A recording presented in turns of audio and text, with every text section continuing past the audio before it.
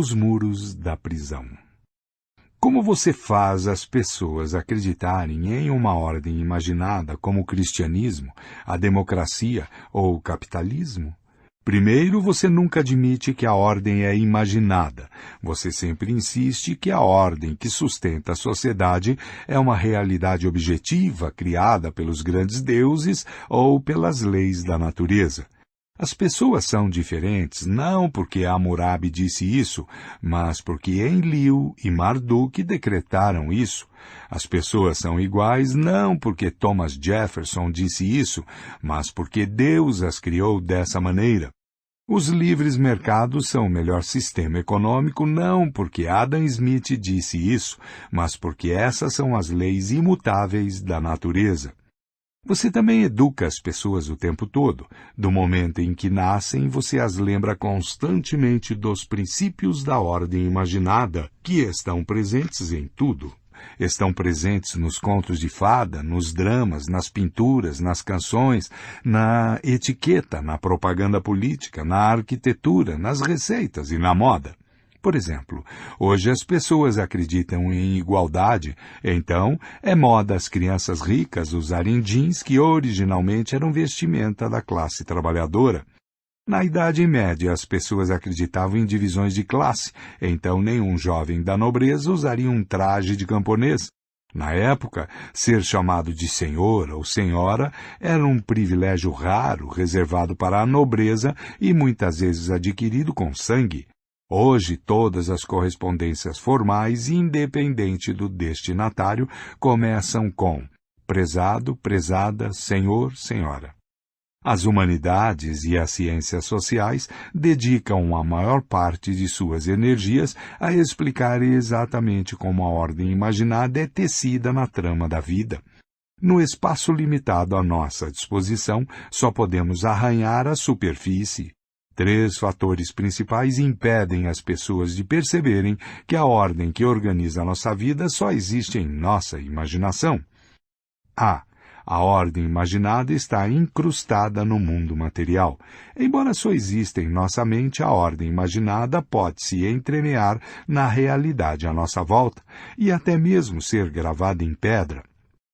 Atualmente, a maioria dos ocidentais acredita no individualismo. Eles acreditam que todo ser humano é um indivíduo, cujo valor não depende do que outras pessoas pensam a seu respeito. Cada um de nós tem dentro de si um raio de luz brilhante que dá valor e significado à vida.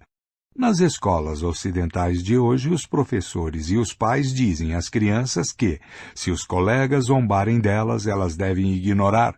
Somente elas mesmas, e não os outros, conhecem seu verdadeiro valor.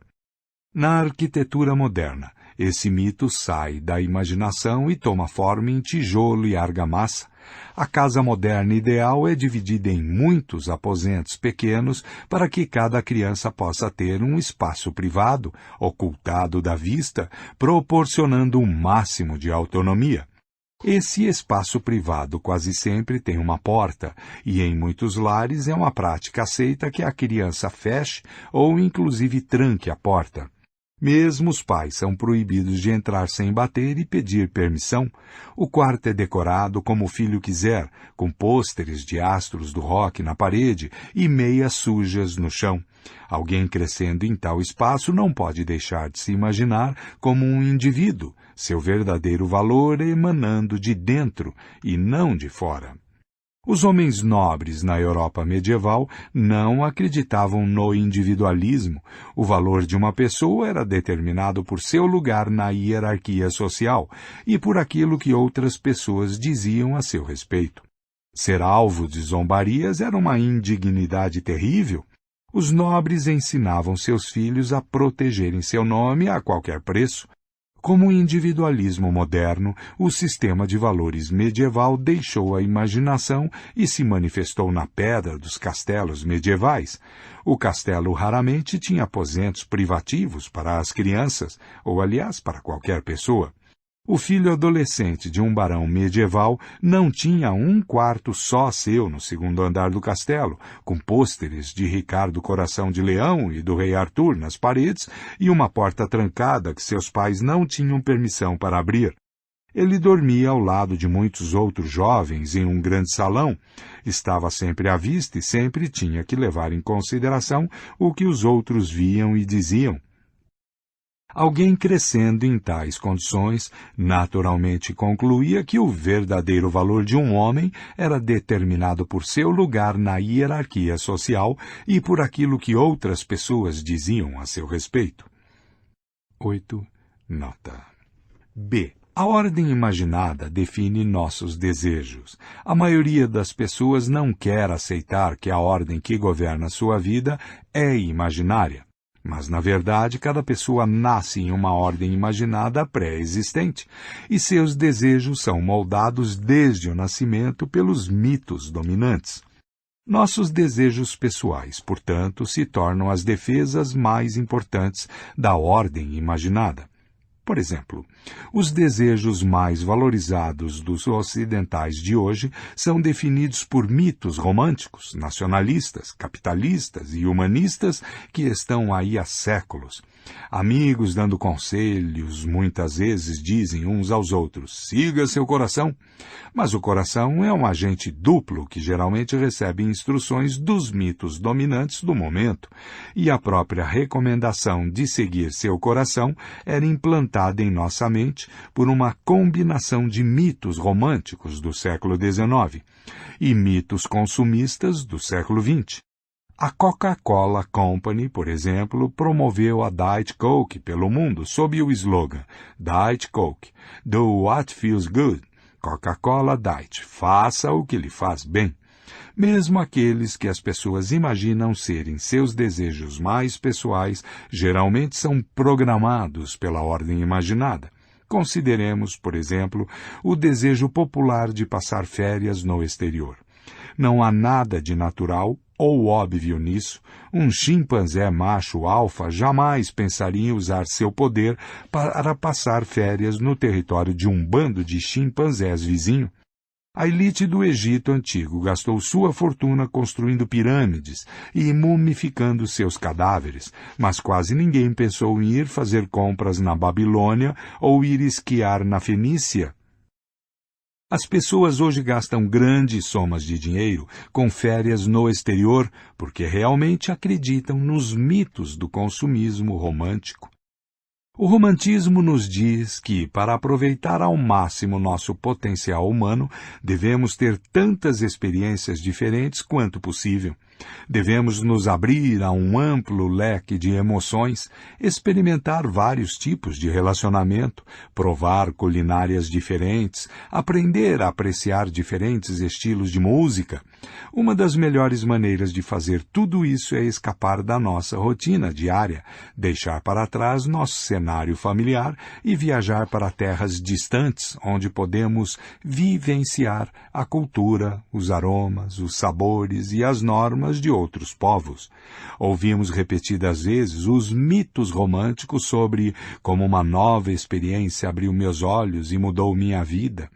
O consumismo nos diz que para sermos felizes precisamos consumir tantos produtos e serviços quanto possível. Se sentimos que algo está faltando ou fora de lugar, provavelmente precisamos comprar um produto, um carro, roupas novas, comida orgânica ou um serviço, limpeza doméstica, terapia de casais, aulas de yoga. Todo comercial de televisão é mais uma pequena lenda sobre como consumir algum produto ou serviço tornará a vida melhor. O romantismo, que encoraja a variedade, casa perfeitamente com o consumismo. Esse casamento deu à luz o infinito, mercado de experiências, sobre o qual se ergueu a indústria de turismo moderna. A indústria de turismo não vende passagens aéreas e quartos de hotel, vende experiências. Paris não é uma cidade, nem a Índia um país. São ambos experiências cuja realização supostamente expande nossos horizontes, satisfaz nosso potencial humano e nos torna mais felizes. Consequentemente, quando a relação entre um milionário e sua esposa está passando por um período difícil, ele a leva para uma viagem cara a Paris. A viagem não é um reflexo de algum desejo independente, mas antes uma crença fervorosa nos mitos do consumismo romântico. Um homem rico no Egito Antigo jamais teria sonhado em resolver uma crise de relacionamento levando a esposa para uma viagem à Babilônia. Em vez disso, ele talvez construísse para ela a tumba suntuosa que ela sempre quis. Como a elite do Egito Antigo, a maioria das pessoas na maioria das culturas dedica a vida a construir pirâmides. Só os nomes, as formas e os tamanhos dessas pirâmides mudam de uma cultura para outra. Elas podem assumir a forma, por exemplo, de uma casa de campo com piscina e grama sempre verde.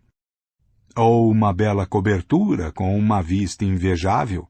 Poucas questionam os mitos que nos levam a desejar a pirâmide. C. A ordem imaginada é intersubjetiva. Mesmo que, por um esforço sobre-humano, eu consiga livrar meus desejos pessoais das garras da ordem imaginada, sou só uma pessoa. Para mudar a ordem imaginada, preciso convencer milhões de estranhos a cooperarem comigo, pois a ordem imaginada não é uma ordem subjetiva que só existe na minha imaginação. É antes uma ordem intersubjetiva que existe na imaginação partilhada de milhares e milhões de pessoas. Para entender isso, precisamos compreender a diferença entre objetivo, subjetivo e intersubjetivo. Um fenômeno objetivo existe independentemente da consciência humana e das crenças humanas. A radioatividade, por exemplo, não é um mito. Emissões radioativas ocorriam muito antes de serem descobertas e são perigosas, ainda que as pessoas não acreditem nelas. Marie Curie, uma das pessoas que descobriram a radioatividade, não sabia, durante seus longos anos estudando materiais radioativos, que eles pudessem causar danos a seu corpo. Embora não acreditasse que a radioatividade pudesse matá-la, ainda assim morreu de anemia aplástica, uma doença causada pela exposição excessiva a materiais radioativos. Subjetivo é algo que existe dependendo da consciência e das crenças de um único indivíduo. Desaparece ou muda se aquele indivíduo em particular mudar suas crenças. Muitos, quando crianças, acreditam na existência de um amigo imaginário que é invisível e inaudível para o resto do mundo. O amigo imaginário existe unicamente na consciência subjetiva da criança. E quando a criança cresce e deixa de acreditar nele, ele desaparece. Intersubjetivo é algo que existe na rede de comunicação ligando a consciência subjetiva de muitos indivíduos. Se um único indivíduo mudar suas crenças ou mesmo morrer, será de pouca importância. No entanto, se a maioria dos indivíduos na rede morrer ou mudar suas crenças, o fenômeno intersubjetivo se transformará ou desaparecerá. Fenômenos intersubjetivos não são fraudes malévolas nem charadas insignificantes. Eles existem de uma maneira diferente de fenômenos físicos, como a radioatividade, mas seu impacto no mundo ainda pode ser gigantesco. Muitas das forças mais importantes da história são intersubjetivas: leis, dinheiro, deuses, nações. A Peugeot, por exemplo, não é o amigo imaginário do CEO da Peugeot. A empresa existe na imaginação partilhada de milhões de pessoas. O CEO acredita na existência da empresa porque os diretores também acreditam nisso, bem como os advogados da empresa, as secretárias no escritório ao lado, os caixas no banco, os corretores na bolsa de valores e os revendedores de automóveis da França à Austrália. Se o CEO sozinho, de repente, deixasse de acreditar na existência da Peugeot, ele seria levado imediatamente ao hospital psiquiátrico mais próximo e outra pessoa ocuparia seu cargo.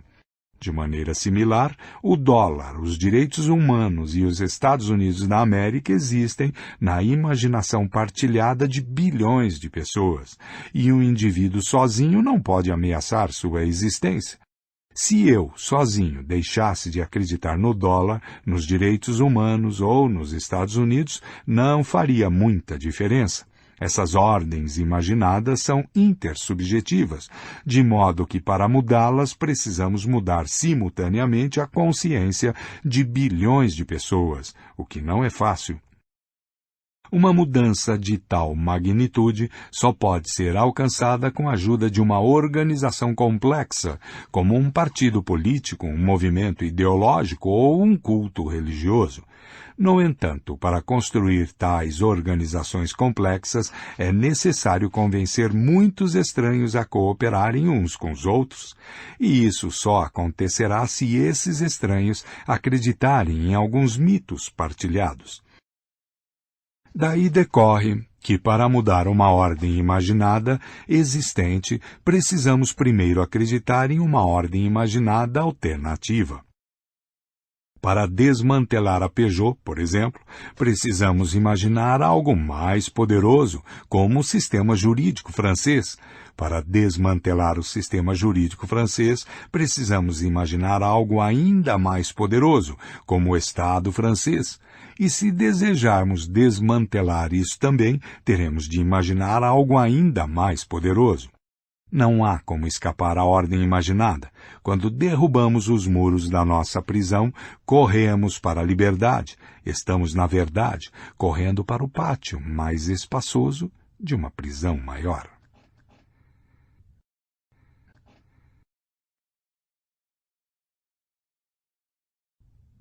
Pasta 7.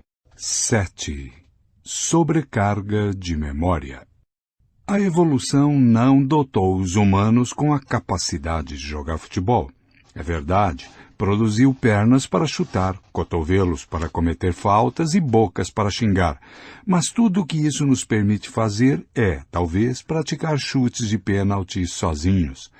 Para participar de um jogo com estranhos que encontramos no pátio da escola em uma tarde qualquer, precisamos não só trabalhar em conjunto com 10 companheiros de equipe, que possivelmente nunca encontramos antes, como também saber que os 11 jogadores do time oposto estão jogando conforme as mesmas regras. Outros animais que se envolvem em agressão ritualizada com estranhos o fazem em grande parte por instinto. Cachorrinhos do mundo inteiro têm as regras da brincadeira de luta gravadas em seus genes, mas os adolescentes humanos não têm genes para o futebol e, no entanto, podem jogar com completos estranhos porque todos aprenderam um conjunto idêntico de ideias sobre futebol. Essas ideias são totalmente imaginárias, mas se todos as conhecem, podemos jogar. O mesmo se aplica em uma escala maior. Há reinos, igrejas e redes de comércio, com uma diferença importante. As regras do futebol são relativamente simples e concisas, como as que são necessárias para a cooperação em um bando de caçadores-coletores ou em uma pequena aldeia. Cada jogador pode armazená-las facilmente no cérebro e ainda ter espaço para canções, imagens e listas de compras. Mas grandes sistemas de cooperação, que envolvem não 22, mas milhares ou mesmo milhões de seres humanos, requerem o manuseio e o armazenamento de quantidades enormes de informação, muito mais do que um único cérebro humano pode conter e processar. As grandes sociedades encontradas em algumas outras espécies, como formigas e abelhas, são estáveis e resilientes, porque a maior parte das informações de que necessitam para se sustentar está codificada no genoma. A larva de uma abelha melífera pode, por exemplo, crescer para se tornar rainha ou operária, dependendo com que é alimentada. Seu DNA programa os comportamentos necessários para qualquer papel que ela possa vir a desempenhar na vida. As colmeias podem ser estruturas sociais muito complexas, contendo muitos tipos diferentes de abelhas operárias, tais como campeiras, nutrizes e faxineiras. Mas até agora, os pesquisadores não conseguiram identificar abelhas advogadas. As abelhas não precisam de advogados, porque não existe o risco de elas esquecerem ou tentarem violar a constituição da colmeia. As rainhas não roubam das abelhas faxineiras seu alimento e nunca entram em greve exigindo melhores salários. Mas os humanos fazem coisas desse tipo o tempo todo. Uma vez que a ordem social dos sapiens é imaginada, os humanos não conseguem preservar as informações cruciais para administrá-las simplesmente fazendo cópias de seu DNA e transmitindo estas a seus descendentes. É preciso fazer um esforço consciente para sustentar leis, costumes, procedimentos e maneiras. Do contrário, a ordem social rapidamente entraria em colapso. Por exemplo, o rei Hammurabi decretou que as pessoas são divididas em superiores, comuns e escravos. Diferentemente do sistema de classes da colmeia, essa não é uma divisão natural. Não existe nenhum vestígio disso no genoma humano. Se os babilônios não se lembrassem dessa verdade, entre aspas, sua sociedade teria deixado de funcionar. De maneira similar, quando Hammurabi transmitiu seu DNA a seus descendentes, não deixou codificada a regra de que, se um homem superior matasse uma mulher comum, deveria pagar 30 ciclos de prata. Hammurabi teve de instruir seus filhos nas leis do império, e seus filhos e netos tiveram de fazer o mesmo. Os impérios geram quantidades enormes de informação. Além das leis, os impérios precisam manter registro de transações e impostos, inventários de suprimentos militares e navios mercantes e calendários de festividades e vitórias. Durante milhões de anos, as pessoas armazenaram informações em um único lugar, o cérebro. Infelizmente, o cérebro humano não é um bom dispositivo de armazenamento para bancos de dados do tamanho de impérios, por 3 razões principais. A primeira razão é que sua capacidade é limitada. É verdade que algumas pessoas têm memória impressionante, e em tempos antigos havia profissionais da memória que podiam guardar na cabeça a topografia de províncias inteiras e os códigos jurídicos de estados inteiros. No entanto, há um limite que nem mesmo os mestres da mnemônica conseguem transcender. Um advogado poderia saber de memória todo o código jurídico do estado de Massachusetts, mas não os detalhes de cada procedimento jurídico que aconteceu em Massachusetts, dos julgamentos das bruxas de Salem em diante. A segunda razão é que os humanos morrem e seu cérebro morre com eles. Toda informação armazenada em um cérebro será apagada em menos de um século. É possível, é claro, transmitir memórias de um cérebro para outro, mas depois de algumas transmissões a informação tende a ser deturpada ou se perder. A terceira razão, e a mais importante, é que o cérebro humano foi adaptado para armazenar e processar apenas determinados tipos de informação. Para sobreviver, os antigos caçadores-coletores tinham de lembrar as formas, as características e os padrões de comportamento de milhares de espécies de plantas e de animais. Eles tinham de lembrar que um cogumelo amarelo enrugado, crescendo no outono debaixo de um olmeiro, é, muito provavelmente, venenoso, ao passo que um cogumelo de aspecto similar, crescendo no inverno debaixo de um carvalho, é um bom remédio para a dor de estômago. Os caçadores-coletores também precisavam ter em mente as opiniões e as relações das várias dezenas de membros do bando. Se Lucy precisasse da ajuda de um membro do bando para fazer John parar de molestá-la, era importante que se lembrasse que na semana anterior John brigou com Mary, que, portanto, seria uma aliada provável e entusiasta. Consequentemente, as pressões evolutivas adaptaram o cérebro humano para armazenar quantidades imensas de informações botânicas, zoológicas, topográficas e sociais.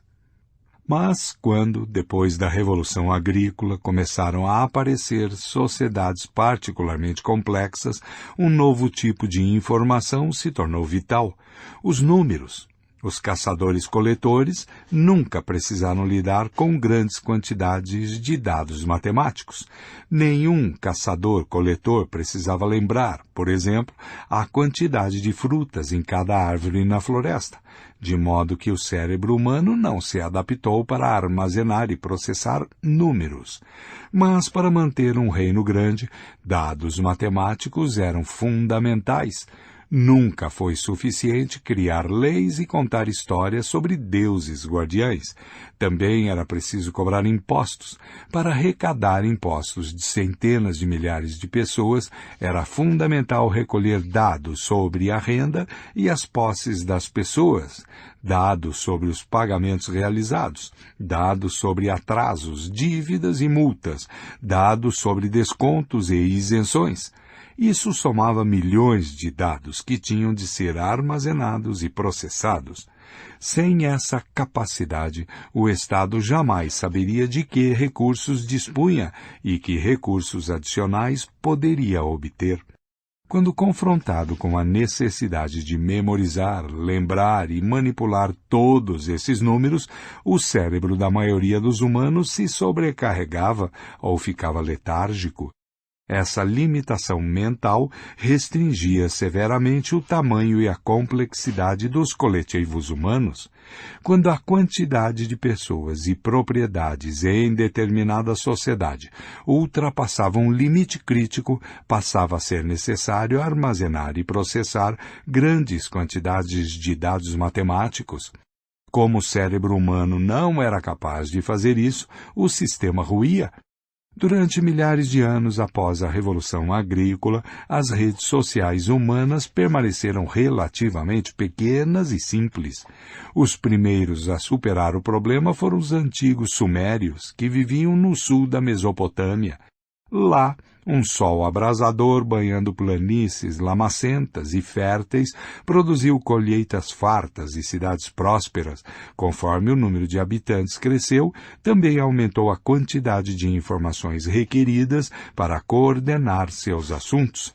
Entre os anos 3500 e 3000 a.C., alguns gênios sumérios desconhecidos inventaram um sistema para armazenar e processar informações fora do cérebro concebido especialmente para lidar com grandes quantidades de dados matemáticos. Com isso, os sumérios libertaram sua ordem social das limitações do cérebro humano, abrindo caminho para o surgimento de cidades, reinos e impérios. O sistema de processamento de dados inventado pelos sumérios é chamado escrita. Assinado Cushin.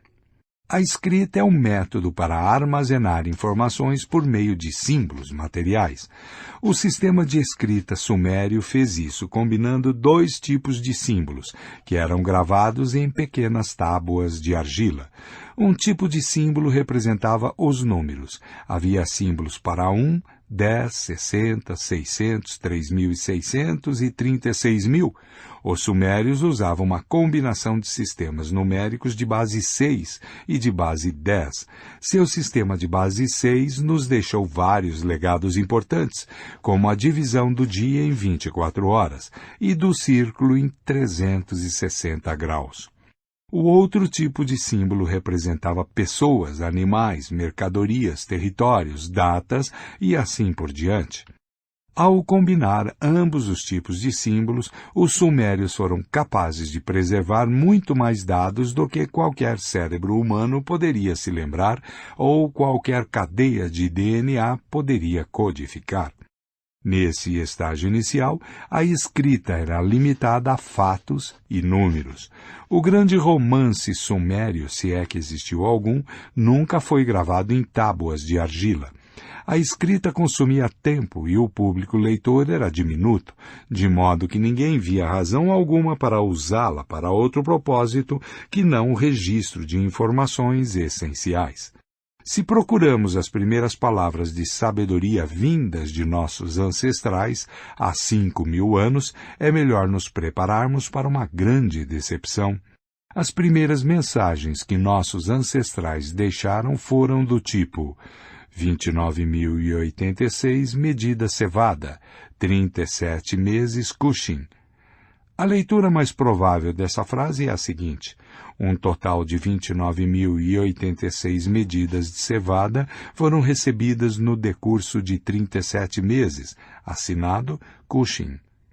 Infelizmente, os primeiros textos de história não contêm reflexões filosóficas, poesias, lendas, leis ou triunfos reais. São documentos econômicos monótonos, registrando o pagamento de impostos, a acumulação de dívidas e títulos de propriedades. 13. Tábua de argila com um texto administrativo da cidade de Uruk, mais ou menos 3.400 a 3.000 a.C.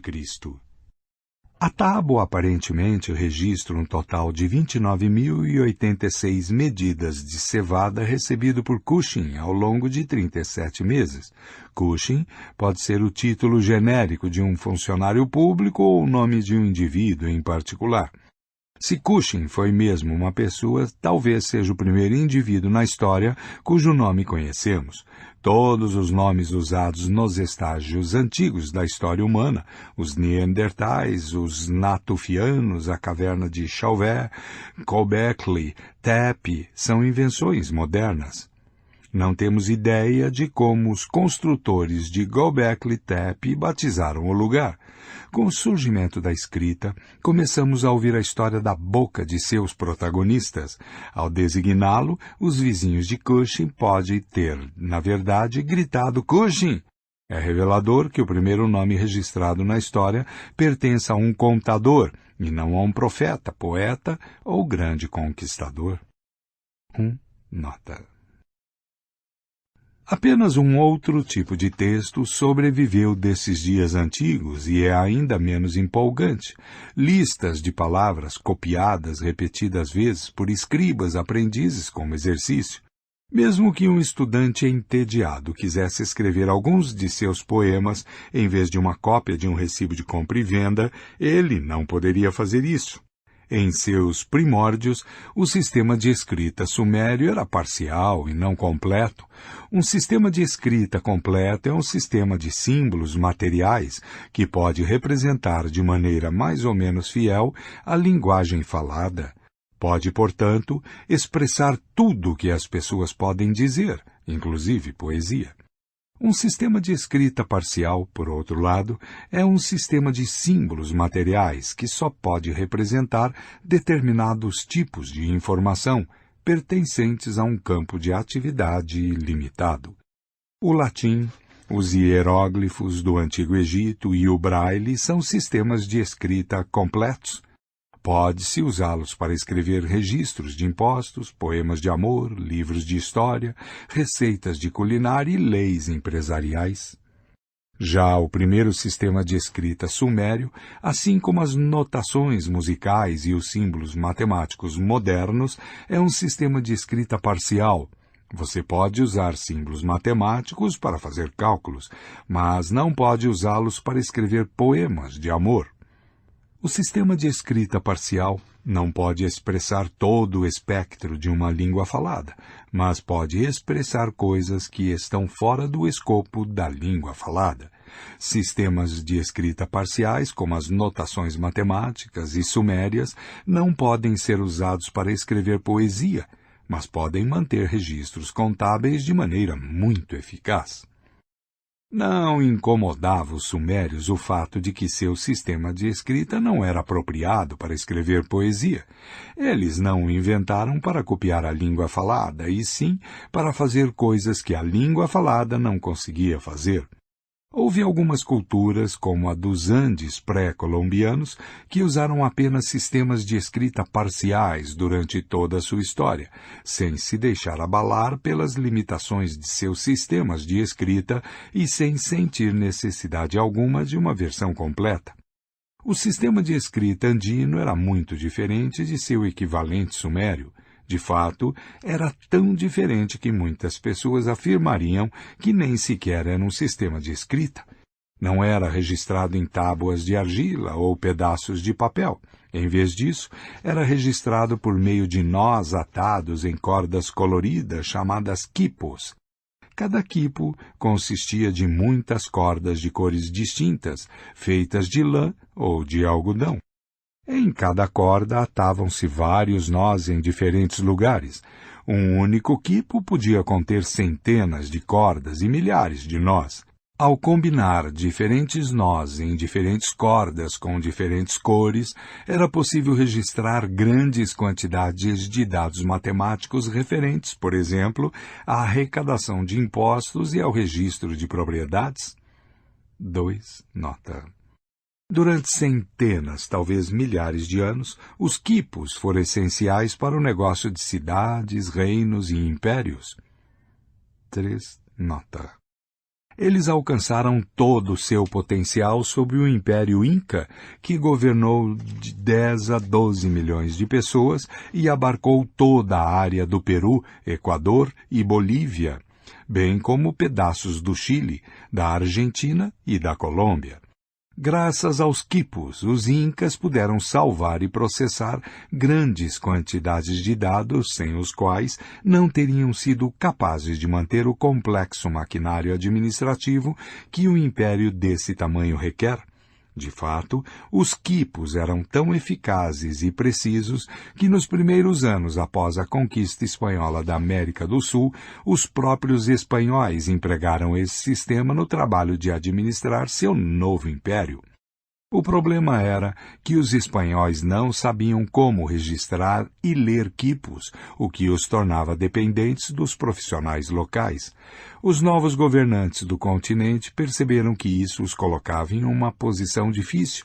Os nativos especialistas em quipos poderiam facilmente enganar seus senhores.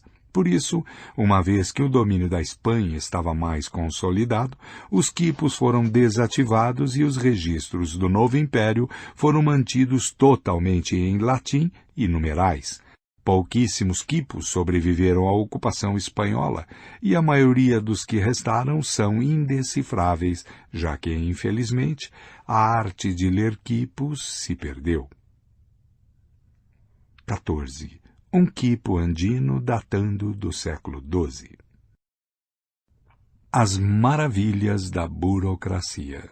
Os habitantes da Mesopotâmia passaram a querer registrar coisas que não apenas os monótonos dados matemáticos.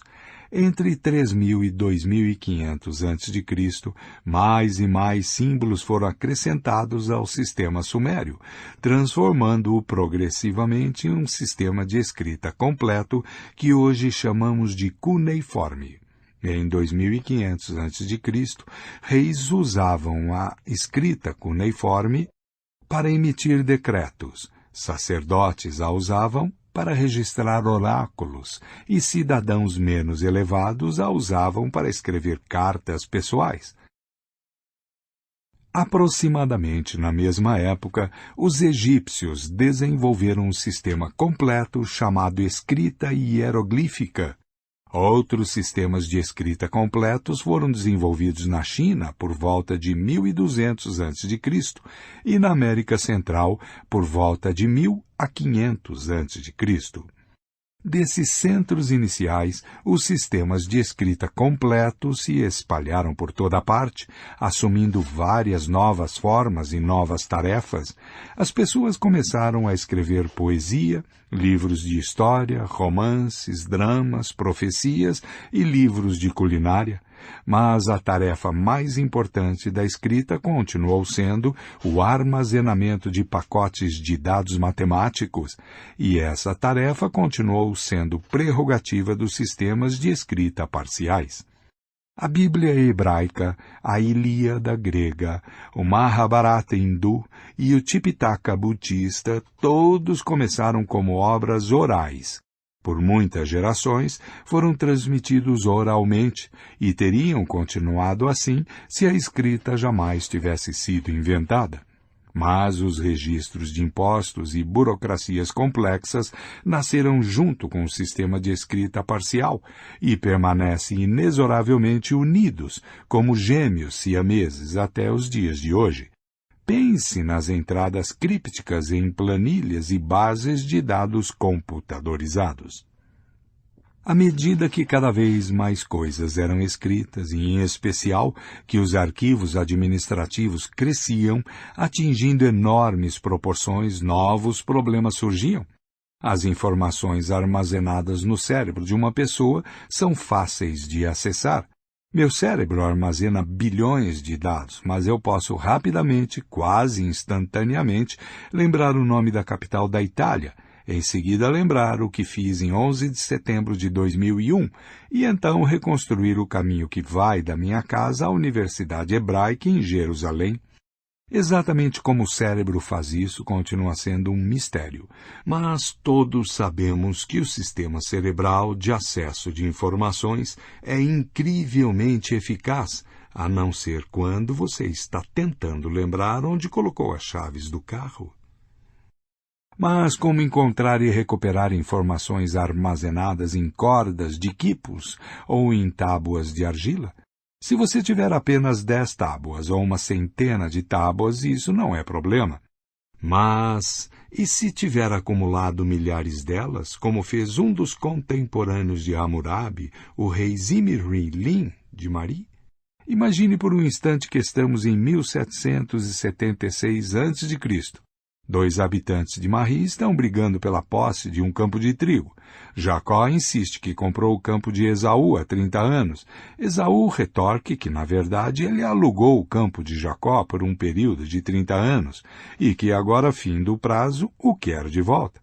Eles gritam e discutem e começam a empurrar um ao outro antes de perceber que podem resolver a disputa indo ao arquivo real, onde estão guardados as escrituras e os recibos de compra e venda que se aplicam a todas as propriedades do reino. Ao chegar ao arquivo, eles são transferidos de um oficial ao outro, esperam, tomam vários chás, são orientados a voltar no dia seguinte e acabam sendo conduzidos por um funcionário queixoso para procurar a tábua de argila em questão. O funcionário abre uma porta e os leva a uma sala enorme, forrada do chão ao teto com milhares de tábuas de argila. Não é de admirar que o funcionário está de cara feia, como se espera que ele localize a escritura do campo de trigo disputado registrado há 30 anos. Mesmo que a encontre, como será capaz de verificar a informação para garantir que o documento de 30 anos atrás é o último relacionado ao campo em questão? Se não puder encontrá-lo, isso prova que Esaú nunca vendeu nem alugou o campo, ou simplesmente que o documento se perdeu, ou foi danificado quando uma chuva gotejou no arquivo. Claramente, o mero ato de gravar um documento em argila não é suficiente para garantir um processamento de dados eficaz, preciso e conveniente. E isso requer métodos de organização, como catálogos, métodos de reprodução, como fotocopiadoras, métodos de acesso rápido e preciso, como algoritmos de computador, e bibliotecários pedantes, mas consortes solícitos que saibam usar essas ferramentas. Inventar tais métodos se mostrou muito mais difícil do que inventar a escrita. Muitos sistemas de escrita se desenvolveram de maneira independente em culturas distantes umas das outras no tempo e no espaço. A cada década, os arqueólogos descobrem mais alguns sistemas de escrita esquecidos. Alguns deles podem se revelar ainda mais antigos do que os arranhões sumérios e em argila. Mas a maioria não passa de curiosidades, porque quem os inventou não conseguiu criar maneiras eficientes de catalogar e acessar dados. O que distingue a Suméria, bem como o Egito faraônico, a China antiga e o Império Inca, é que essas culturas desenvolveram boas técnicas de arquivamento, catalogação e consulta de registros escritos. Elas também investiram em escolas para escribas, escriturários, bibliotecários e contadores. Um exercício de escrita de uma escola na antiga Mesopotâmia, que foi descoberto por arqueólogos modernos, nos dá uma ideia da vida desses estudantes por volta de 4.000 anos atrás. Eu entrei e me sentei, e meu professor leu minha tábua. Ele falou, tem algo faltando, e me castigou com a vara. Uma das pessoas responsáveis falou, por que você abriu a boca sem minha permissão? E me castigou com a vara. O responsável pelas regras falou, por que você se levantou sem minha permissão? E me castigou com a vara. O porteiro falou, por que você está saindo sem minha permissão? E me castigou com a vara. O guardião do caneco de cerveja falou, por que você se serviu sem minha permissão? E me castigou com a vara. O professor sumério falou, por que você falou em acadiano? Nota. E me castigou com a vara. Meu professor falou, sua caligrafia não é boa, e me castigou com a vara. 4. Nota. Os antigos escribas aprendiam não só a ler e escrever, como também a usar catálogos, dicionários, calendários, formulários e tabelas. Eles estudavam e internalizavam técnicas de catalogação, acesso e processamento de informações que eram muito diferentes das usadas pelo cérebro.